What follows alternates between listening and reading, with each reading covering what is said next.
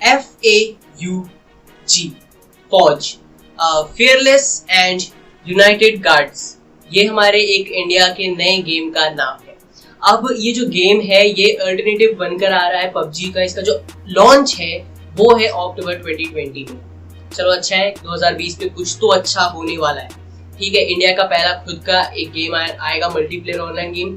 अब मैं ये बोलना चाहता हूँ कि मतलब देखो, मेरा आपसे पहले एक सवाल है इसके बारे में कुछ भी और बात करने से पहले, कि क्या आपको लगता है कि पबजी को रिप्लेस कर सकता है? मतलब मैं पूछ रहा हूँ कि क्या ये कर सकता है, क्योंकि मुझे दोनों चीजें लगती है, हाँ और ना, मेरे अंदर दोनों वाली बातें हैं। तो क्यों है मैं बताता हूँ, बट जो भी है आप मुझे कमेंट में प्लीज बताना, ठीक है। अब पहले तो बात कर लेते हैं कि मुझे क्यों ऐसा लगता है कि ये पबजी की बराबरी नहीं कर पाएगा। पहले इसके बारे में बात कर लेते हैं, उसके बाद में अच्छी बातें बाद में होंगी तो सही रहेगा, वरना आप लोग तो छुड़े चले ही जाओगे। एटलीस्ट जब मैं पहले ही सारी बुरी बातें बोल दूंगा तो आप लोग गुस्से में ही सही पर मेरी वीडियो पूरी देखोगे।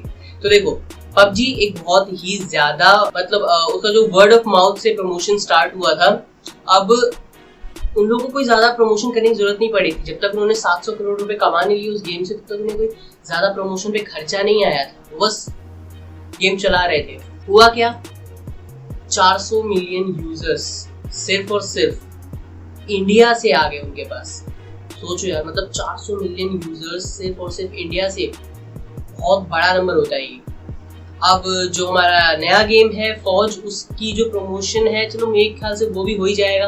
अब क्योंकि पबजी को हर कोई जानता है तो उसके चक्कर में उसकी भी प्रमोशन हो ही जाएगी, तो उसके लिए प्रमोशन की कोई खास जरूरत है नहीं। और बात आती है ग्राफिक्स की, ठीक है, क्योंकि क्या है कि इंडिया में लोगों ने उतने अच्छे से ग्राफिक्स बनाया नहीं है, तो अब तक तो मैंने गेम देखा नहीं है। बेसिकली जो ट्रेलर देखा है, ट्रेलर के हिसाब से तो मुझे पबजी ही लग रहा है, ज्यादा से ज्यादा की जो सीन्स हैं वो पबजी जैसे ही हैं, और उसमें कहीं भी मुझे कोई आर्मी ऑफिसर नहीं था, क्योंकि मैंने जो ट्रेलर देखा उसमें आर्मी दिख रही है, और जो क्या बोलते हैं, मतलब ट्रेलर का जो थंबनेल है, थंबनेल में आर्मी दिखाई दे रही है, और जो एक्चुअल ट्रेलर है उसमें कुछ खास दिखाई नहीं दे रहा है। तो अब पता नहीं कैसा गेम है, बट जो भी है मुझे थोड़ा थोड़ा कॉपी लगा।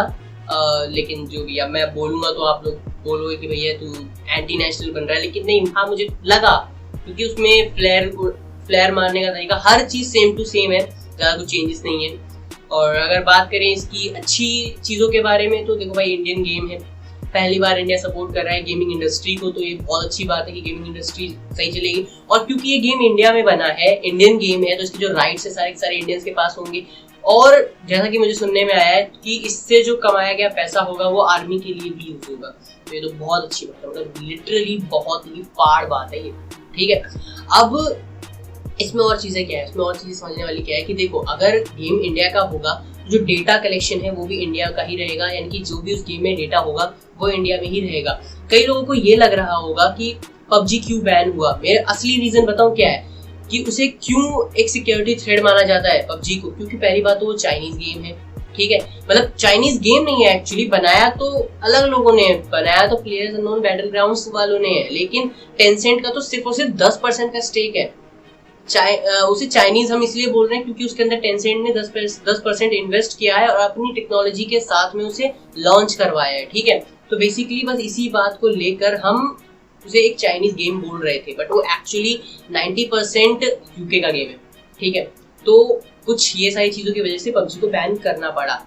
लेकिन अब अगर बात करें कि पबजी को बैन करने का जो रीजन कहा गया था कि वो एक सिक्योरिटी थ्रेट हो सकता है, क्यों, क्योंकि हम पबजी पे सारा दिन बिता रहे थे, अपना पूरा टाइम वेस्ट हम कर रहे थे पबजी के ऊपर। अभी बहुत से ऐसे लोग हैं जो कि पबजी खेलना छोड़ चुके हैं, यानी कि मतलब जब से बैन हुआ है, यानी कि 2 ही दिन हुए अभी जब मैं ये वीडियो बना रहा हूँ, तो बैन होने के बाद 2 ही दिन में कई लोगों को आदत पड़ गई है, धीरे धीरे पड़ रही है आदत, कि वो लगातार काम करना शुरू कर रहे हैं, वो अपने जो बच रहा है टाइम, जो पबजी खेलने में वो वेस्ट करते थे, उसे किसी प्रोडक्टिव वे में यूज कर रहे हैं। मेरे पास भी पबजी था, ऐसा नहीं है पबजी नहीं था, मेरे पास पबजी था, लेकिन मैं महीनों में एक बार खेलता था, यानी कि एक महीने में शायद मैं 1 या 2 बार गेम खेलता हूँ। गेम रखा हुआ है फोन में, बट स्टिल मैं 1-2 बार ही खेल रहा था। क्यों? क्योंकि भाई कभी कभार मेरा भी खेलने का मूड करता है, ठीक है। तो और हाँ, ठीक ठाक प्लेयर था, तो अब क्या है कि बात यहाँ जो मेन है ये है समझने की कि जो इंडियन गेम है, ठीक है, उसका जो डेटा कलेक्शन है वो क्योंकि इंडिया में ही होगा, तो आपको उसे खेलना चाहिए, आपको एक बार ट्राई तो देना चाहिए, ठीक है। और मेरी तरफ से यही हिदायत रहेगी कि ज़्यादा से ज़्यादा टाइम अपना किसी प्रोडक्टिव वे में यूज़ करो, टाइम वेस्ट मत करो अपना।